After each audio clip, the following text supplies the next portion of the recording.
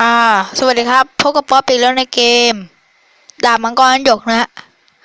แล้ววันนี้เราจะมาเล่นกันต่อกันเลยนะก็มาเล่นกันฮะไปเล่นกันเลยฮะก็เราจะไปเล่นกันนะโอเคไปเลยเราก็มาทำเควสนิดนึงฮะโอเคไปทำเควสกันต่อเลยฮะ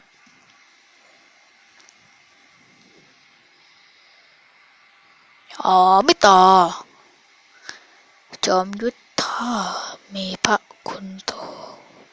ให้รับการจากอิเตอร์เข้าเควสโอเค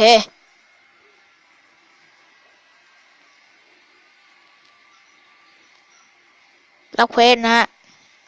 รับสองรับเควสนะฮะไปโอเคนะเราไปสู้กันเลยฮะ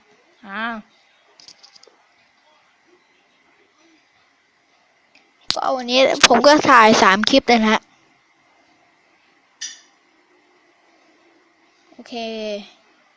ไปโอเคไปทำเควสต่อนะเรื่องของแม่นางกะกีก็ต้องพยายามให้มากกว่านี้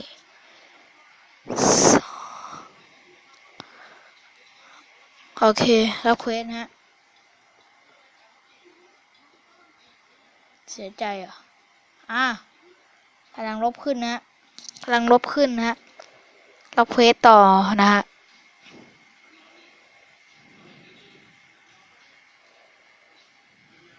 กี่โอเค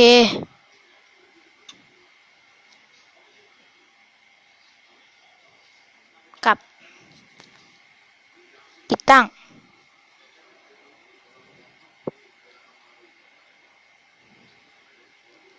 โอเค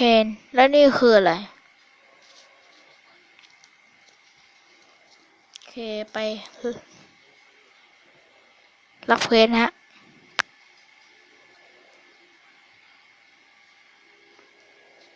พิษนี้ต้องมีส่วนเกี่ยวข้องกับเขียนพิษแน่เรียกผู้ต้องที่อยากแก้เราไปหาเขียนพิษที่เหมือนจะไปทำอะไรกับพิษสักอย่างโอเคพร้อมละเราจะไปลุยกันฮะมาต่อสู้กันเลยฮะก็ได้ถึงเวลามันแล้วนะโอเคเพื่อนเราเพื่อนเรานายไปไหนนะเพื่อนผมก็เร็ว21แล้วฮะแล้วก็มีเพื่อนคอยพุ่มกันเราอยู่นะแล้วก็เพื่อนก็เราก็คอยพุ่มกันเพื่อนนะโอเคมีลิงมานะ3 ตัวโอเคมีลิงขั้วโลกมีลิงขั้วโลกด้วยนะ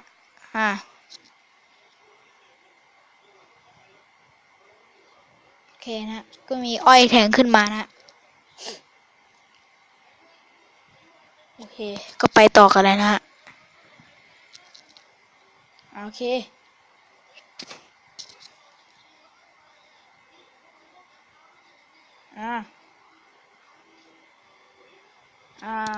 ได้เงินมาเยอะเลยนะ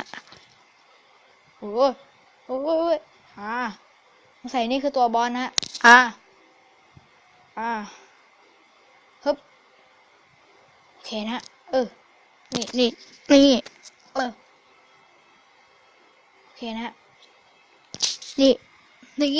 อ๋อเพื่อนมาช่วยหน่อยนี่เอาเข้าไปนะโอ้เรียบร้อยบล็อกก็ชนะไป3 ดาวรวดนะฮะเอานี้แล้วกันถ้าเด็กพิเศษโอเคไปต่อกันเลยฮะ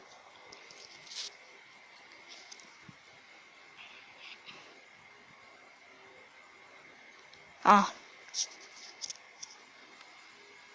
อ๋อ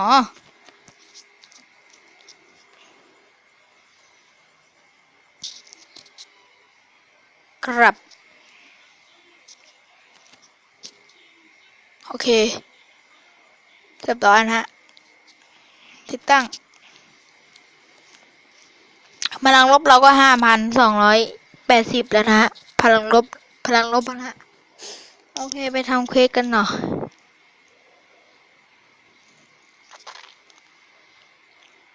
ข้าจะให้เจ้าตาย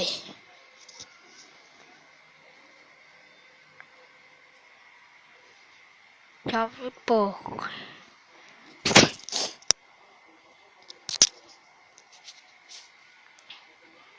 แล้วเควสโอเคในเมื่อพูดโอเค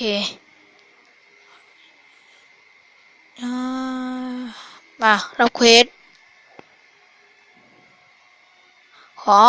เราได้ม้ามาแล้วนะว้ารอเลยมีม้าแล้วนะฮะอย่างเท่เลยนะฮะโอเคก็ไปกันเลยฮะ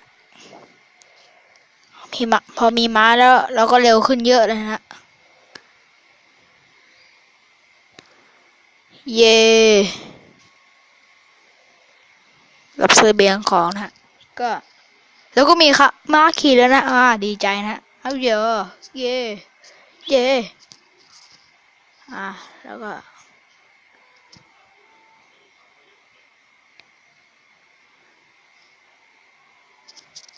เราก็ขี่ม้าได้ละเราก็สามารถขี่ม้าหรือว่าไม่ขี่ก็ได้นะนี่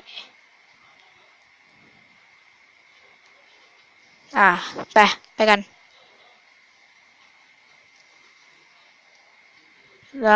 ดีใจนะมีม้าแล้วแม่โอเคสำรวจเควสรับเควสนะฮะ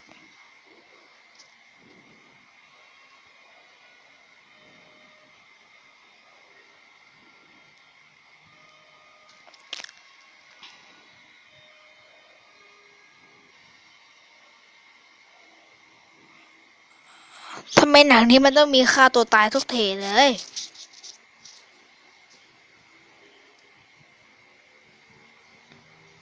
โอเค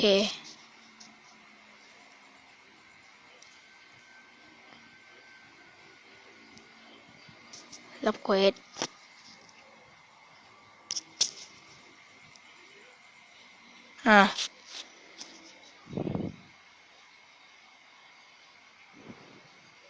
ที่มา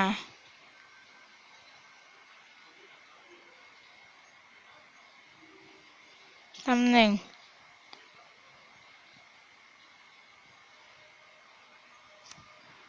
โอเคนะ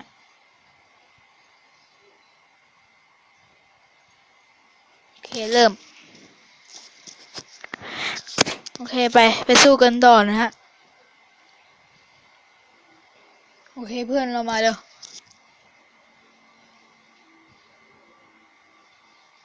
มาเลย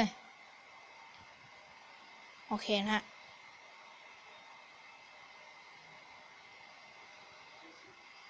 โอ้โหครั้งนี้มีเยอะมากนะฮะโอเคแต่เราก็รับปล่อยนะฮะ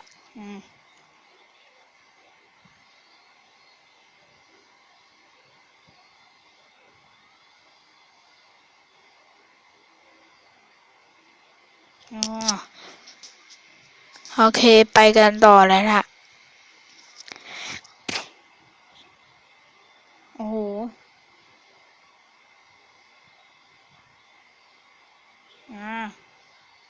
ถ้าไม่ไกลไม่มีจำกัดนะฮะแต่ด่านนี้ทำไมถ้าไม่ไกลไม่มีจำกัด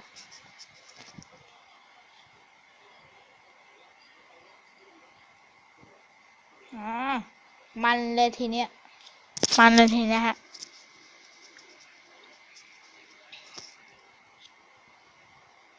มาเร็วลุงน้อง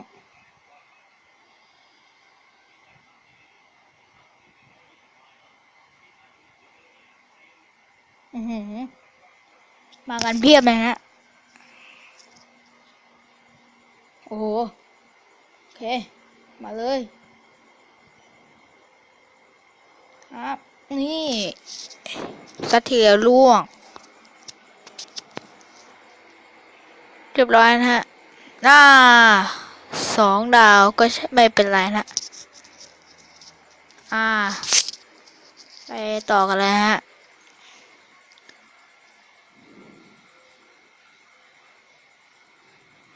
แล้วก็มีม้าขี่แล้ว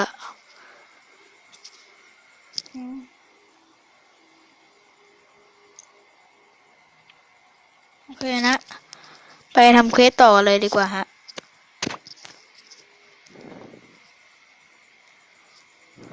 รับสำรวจเควส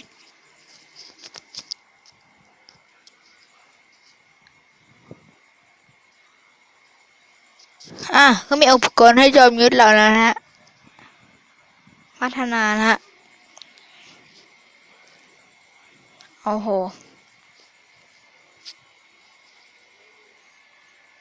พลังลบของจอมยุทธเหรอ5,700แล้วเราเ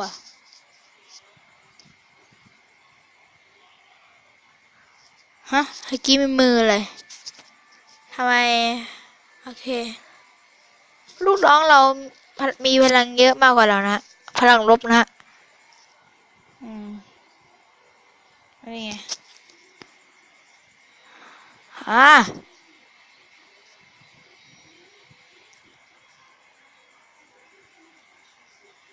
รับอีเมลรับเพื่อน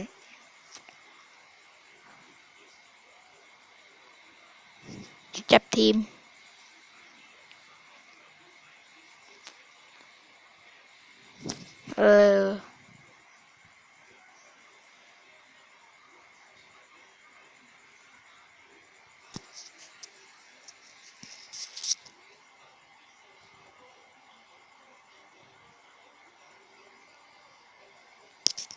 โอเคแป๊บหนึ่งนะฮะโอ้โห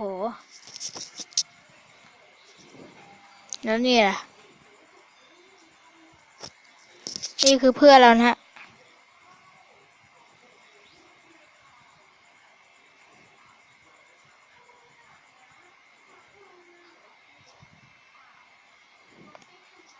วิดีโอคนนี้ให้ดูนะฮะโอเคหาเพื่อน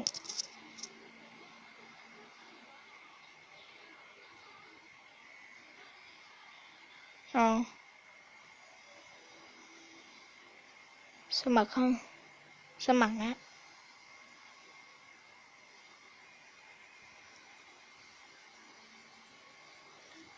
โอเค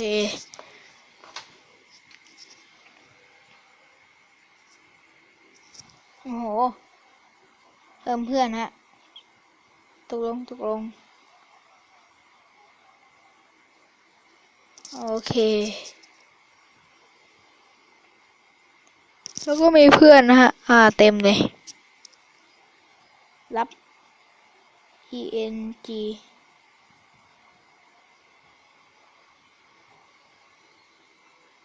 ไหนดูคนนี้สิ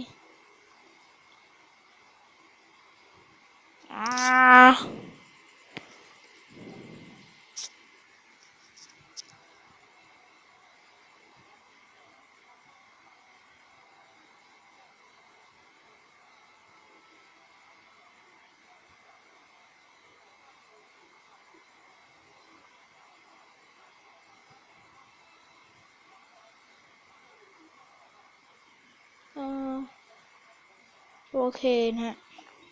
เอาเป็นว่านะสำหรับคลิปนี้ครับต้องขอตัวลาไปก่อนนะฮะโอเคครับสวัสดีครับ